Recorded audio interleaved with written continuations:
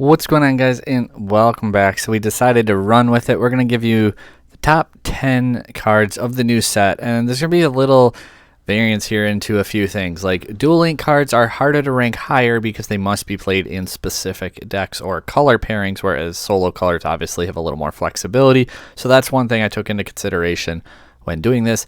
Also, it's really catered towards what decks are good right now. We might see a card from this set pop up and be crazy later, but as it goes right now, this is kind of my thoughts and where I would rank cards and how I expect to see. I think a lot of the cards that we're going to talk about today are going to be seen in the meta to some degree. Honorable mentions, there's plenty of other cards that could be on par or maybe even higher than some of these five.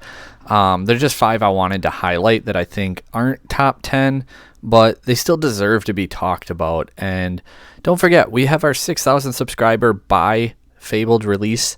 If we hit it, we're going to give away a box of Fabled. If we hit 6,500, we're going to give away 2 boxes. If we hit 68, we're going to give away a case. So 4 lucky winners will each walk away with a box. Make sure you like, share, subscribe, comment down below. But without further ado, we're going to talk about my honorable mentions. The first honorable mention we're going to do, you can see all 5 on the screen. Darling Dear Beloved Wife. She's a 5 cost inkable 4/4 quest for 1, but when you play this character, chosen character gets +2 this turn.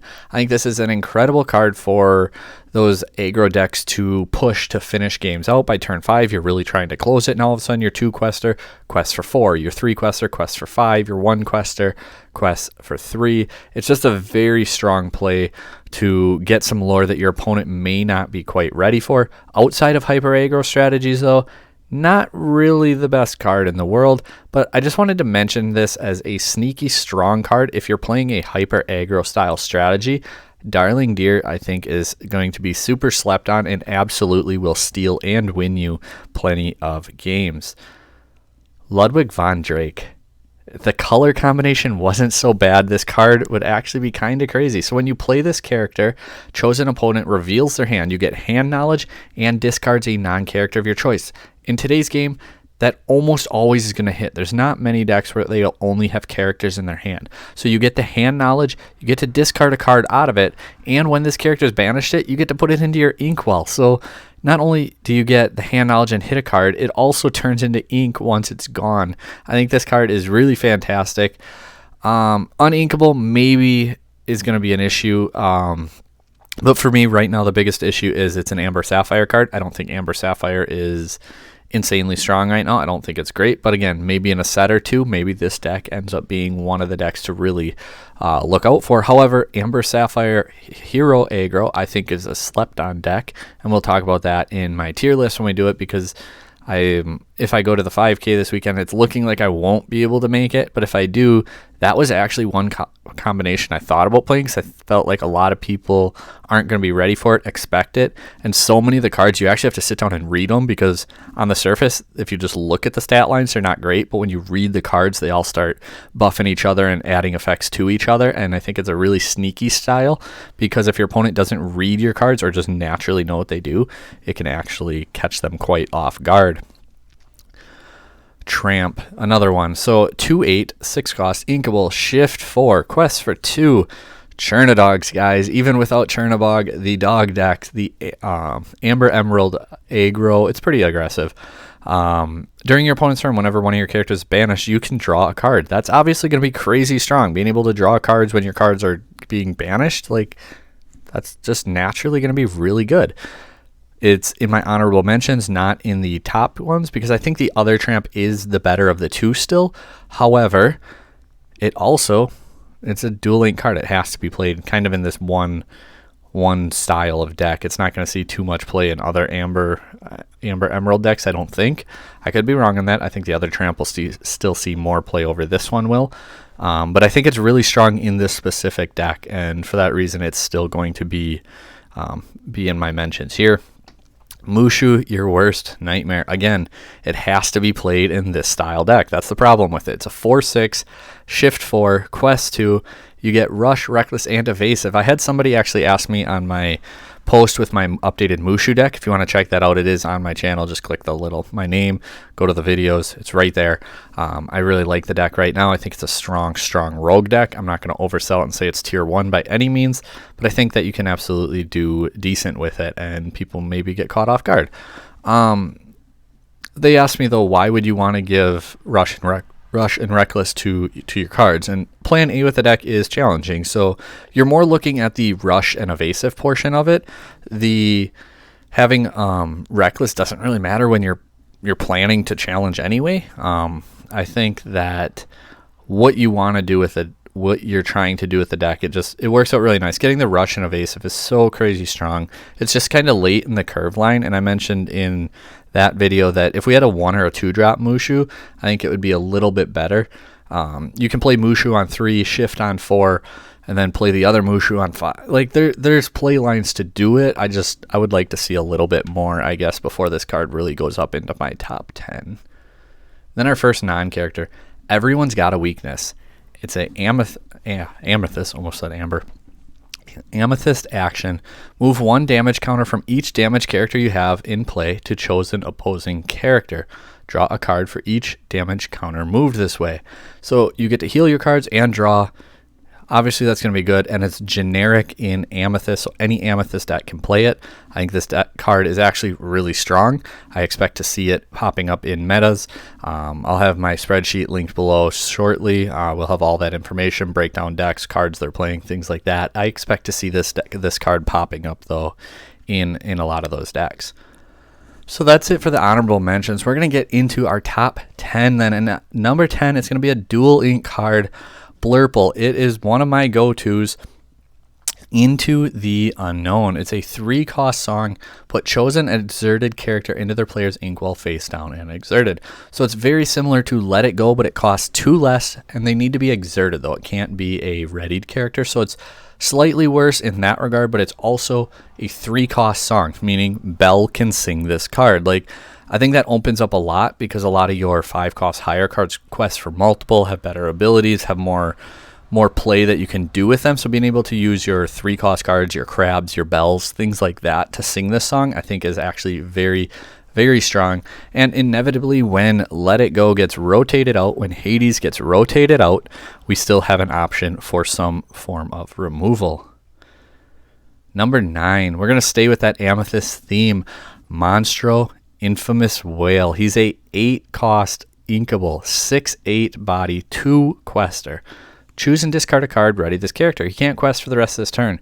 This card can come down, has rush, challenge into something, discard a card, ready it, discard a card, ready it. You can easily, especially like in a deck like Blurle where you lack removal or answers to going wide decks, if you can ramp hard, get to this, you can just wipe your opponent. You draw so much in Amethyst as well, so being able to use him for like 2 or 3 attacks in a single turn is not going to be too difficult if you really need to.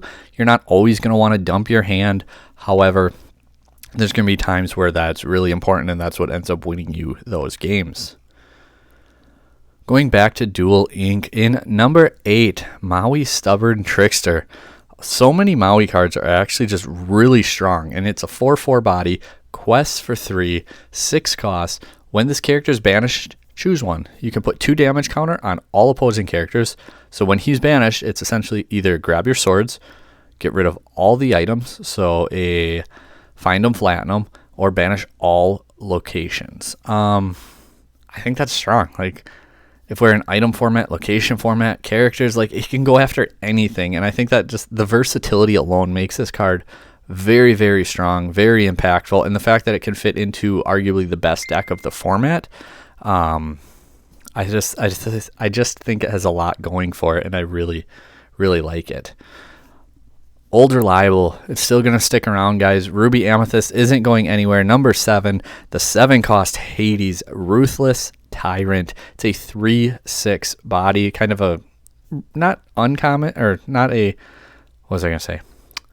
I meant to say a common theme with a lot of these bigger cards like 3/6, 4/6, uninkable, 7/8 cost, stuff like that. We see it all the time. When you play this character, though, and whenever he quests, deal 2 damage to another chosen character of yours, keyword another, so it has to be a different one of your characters, and draw 2 cards. And it quests for 2. On play and when it quests, I think that's really strong for that late game, grinding it out, draw a couple cards, quest with a goat, slap a couple damage on it. Even if you lose it, you get the lore, you get to draw 2 cards, or even like a rabbit, and if you kill your rabbit, you draw for your rabbit, you draw 2 more cards. I think Hades in Ruby Amethyst is actually kind of broken. I like this card a lot. I really, really do. I think it's strong. I full on expect it to be making his way into some of these meta lists that we start to talk about and break down. Number 6, going over to Steel this time, Namari. If you think I missed on a card or anything like that, give me your thoughts down below. I'm always curious to what other people think is going to really impact the meta from new sets. It's always fun to predict and to talk about. Namari is a 0/5 5-cost inkable card. When you play her and at the start of your turn draw a card, discard a card. That's pretty good. You get to cycle through your deck, you get to fix your hand, you get to do all that. But in addition to that, she gets a strength for every card in your discard, and she helps fuel that every single turn. So she gets stronger and stronger as you fix your hand, and she quests for 2. I think Namari's Single-Minded Rival is a very, very strong card, and there's a reason she is the most expensive card in the set. Number 4, it's probably a card that no one else is expecting. I thought about putting it at the thumbnail, but I'm not going to do that because I don't want to spoil it. Or maybe I do. If it's the thumbnail, I made that decision after recording the video. Pinocchio, Strings Attached. This card, I think, is an insane sleeper right now. I think this card is so good, and I don't know why it's not talked about as much. So it's a 0/4 evasive, inkable, 4 cost. Right away, initial comparison is 4 willpower, 4 cost, quest 2, evasive. Sound like any other Amethyst card? Genie. It only has 2, or it has 0 attack instead of 2, which, what does that matter for? A little Sisu? That's pretty much the only thing that's actually going to come up and matter. Once during your turn, whenever you ready this character, you can draw a card. So you get it down, you quest, next turn it readies, you get to draw a card. Beginning of your turn, basically, you get to draw 2 cards essentially with it. Or if you pair it up with something like a Simba, you get to draw cards. You have other cards that can ready it, you get to draw cards. For the recursive draw and being inkable, I think this card is actually low-key slept on, and I think he's going to find his way into a lot of decks, and his price is going to go up. He was down to like $3. I don't know where it is. This fancy version I'm looking at on my screen doesn't have a price for me. But I think Pinocchio, Strings Attached, is that card that like nobody's talking about, that people are going to be like, how did nobody think this card was so good? So that's why it's my number 5 card of this set. Number 4, we're getting desperate. We're getting down to it, and it's Desperate Plan. 3 cost, uninkable. If you have no cards in your hand, draw until you have 3 cards. Otherwise, choose and discard any number and draw that many cards. That is so insane. So if you have no hand, you get to draw 3 cards. And if you have a hand, you ditch the cards you don't want and you replace them. Oh my gosh, that is so broken. At least it's not a song. That is the only thing I can say. It's uninkable. It's not a song. Otherwise, this card is so crazy good. And Steel really got some love this set. Last set, we saw Sapphire really dominate. This set, we got Steel taking it home. Desperate Plan is crazy good. This card makes Mushu so much better. It helps a lot of consistency issues. There's so much I want to do with this card. I think this card is just absolutely insane. Number 3, I don't know how much we're going to see it played because of where Sapphire's at right now, but I think Ratigan, Greedy Genius, is low-key really good right now, and I think the biggest thing it has going for it is it has Ward, and we're in a Steel meta, it looks like. It's a 6/7 body, 8 cost, and it's inkable, and he can quest for 4. So quest for 4, 6/7, 8 cost inkable in a ramp deck, and he has Ward. At the end of your turn, if you didn't put a card in your inkwell, banish it. So essentially, this card just says, ink a card. That's it. Do keep in mind, you need to be able to play him and then ink so you don't just lose him immediately. But if you get this card on board, outside of like Be Prepared, there's not a whole lot that's going to just answer him right away. And most characters in the game, like you could throw a half shark into it, but they're going to trade and lose their character in the process. I think this card is just so insanely strong. And once you get him to stick, he's just going to be an absolute issue. But coupled with the fact that we're in a steel meta, I think that just makes Ratigan even better right now. If we weren't in a steel meta and we were in a heavy ruby meta, maybe it wouldn't be so high up my list. But coulda, woulda, shoulda, we are. Number 2, going to Amber for this one. Lady Family Dog, 2/2, quest for 2, 3 cost. When you play her, play a 2 cost or less card for free. Can you say Hyper Aggro? Can you say Amber Emerald? Can you say, heck, any Amber deck? Literally any Amber deck you want to play. You're playing an Amber Steel deck, you get to play Smee for free. You're playing Steel Song, you get a Singer Cinderella for free. You're playing Hyper Aggro, you get that 2 quester for free. This card is so strong, and that's why it is a $10+ rare card. We see her about $12, and she's inkable. Easily in contention for the best card in this set, and she's a 4 of in so many Amber decks. You're going to see her all over the place. You probably know what it is already. Number 1, we saw the winning deck at the SSG playing it. We've seen so many people talk about it. I mispronounced it and kept saying, Bring the Horizon. Beyond the Horizon, the 7 cost uninkable song. Choose any number of players, they discard their hand and draw 3 cards. It is essentially whole new world, but you only draw 3. But you get to choose who does it. You don't have to do it if you like your hand. You can force just your opponent to do it. They have 6 cards in their hand too. They don't get 7. They get 3. That's a net -3. That is very, very strong. In addition, if you have something like Prince John on board or anything like that, the value this card offers is insane. It is a 7 cost song, but it's a sing together song.